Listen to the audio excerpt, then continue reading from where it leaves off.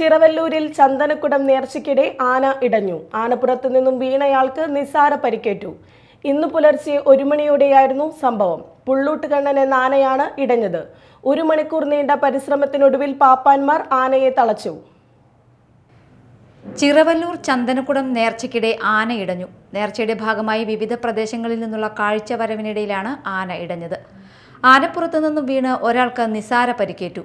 ചിറവല്ലൂർ ചന്ദനക്കുടം നേർച്ചയുടെ ഭാഗമായ കാഴ്ചവരവിനിടെ പുലർച്ചെ 1 മണിയോടെയാണ് പുള്ളൂട്ട് കണ്ണൻ എന്ന ആന ഇടഞ്ഞത്.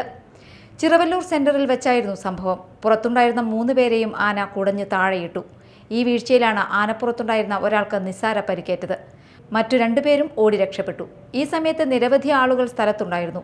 ആന റോഡിലൂടെ പരക്കം പാഞ്ഞതോടെ ആളുകൾ പരിഭ്രാന്തരായി. കൂടുതൽ പോലീസ് സ്ഥലത്തെത്തി.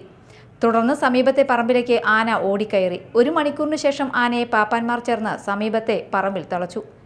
Media time, Thrissur.